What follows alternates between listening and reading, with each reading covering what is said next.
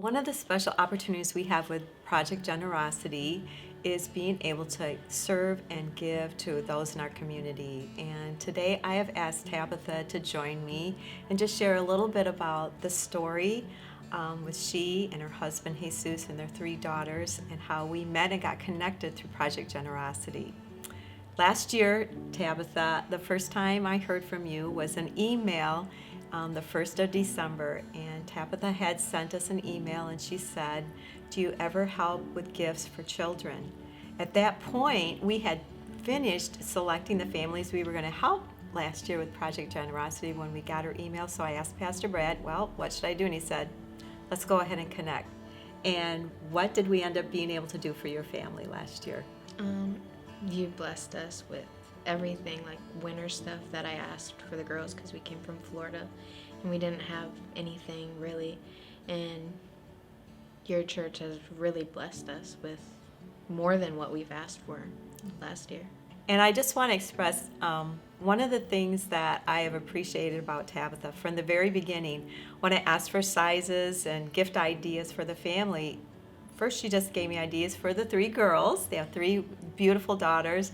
But then I finally got her to give me some information for Jesus, but I couldn't get you to give me any ideas for yourself. Tabitha, you have always thought of others before yourself. You put everybody else before yourself. And even in our emails, we communicated since last December. We've been communicating for months on end, and we've become great friends. And she's always taken time to ask, well, how are you doing and what's going on in your life? It's never just about her.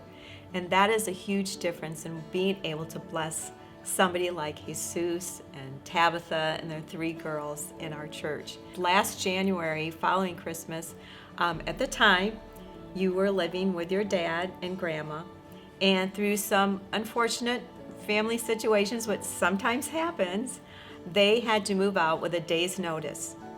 And they ended up, you moved to a hotel for like 7 months. A hotel room, 3 girls, having to live there, cook meals, take care of them in one small hotel room for months. And it was not easy. Jesus was working close by, and this past summer, what happened was The transmission gave out. Yes. And I had wrote you and explained to you that the warranty didn't cover all of it, and you had a mechanic people that came to your church, and they were willing to take my car, and they took half the warranty, but I couldn't figure out how I was going to pay the rest of the bill, and your church blessed us with that. And also, Jesus didn't have a way to go to work, and I let you know that, and you found a bicycle. Somebody gave him a bicycle from the church. So Jesus had to ride to work 20 minutes each way on a bike, and you think, oh, that's not bad.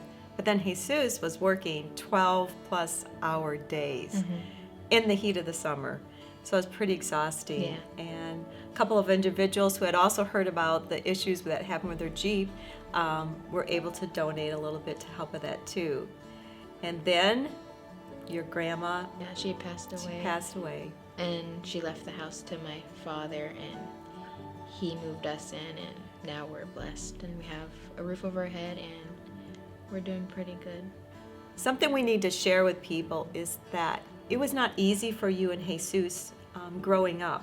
I had to become an adult sooner than, most others. I didn't really have like a kid life.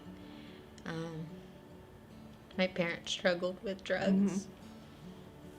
I couldn't finish school. And I just want to give my kids a better life than what I had to grow up with. And the same was for Jesus. You told me he grew up in foster care. Yeah. He came from Mexico, and his mom was abusive. He couldn't go to school. She hit him, hid him from the police, and he grew up in foster care, home after home, and they didn't treat him very well. And he aged out, and he didn't get to finish school either. So he wants to make a better life for our daughters as well. And that's what you're both doing. I want to say Tabitha always, she also shared with me a dream of what she really wants to do someday. And I thought, we have people within our church congregation that can be of help and encouragement to her just by helping her study so she can get her GED, and even also for Jesus to be able to achieve that also. That's what Project Generosity is all about. We've been able to generously give to a few families. We may not reach the masses, but it's been my burden this past year to not just give generously, but to develop relationships with those that we've been able to bless. And that is the joy that I personally have because of being in the office and being able to communicate with everybody who we touch base with. And so we are really thankful that our church was able to get to know you and help you. I think the blessing has been mine in just seeing Tabitha's life change, and for her daughters and her husband.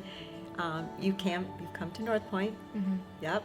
Brought your dad. Yeah, and my mom. And her mom, and they really enjoyed it. We're anxious for them to get to know more of our church family and be able to be a part of our North Point family, because that is ultimately what has been the most exciting thing, I think, for me, is helping you get to know in your relationship with Jesus too. Mm-hmm.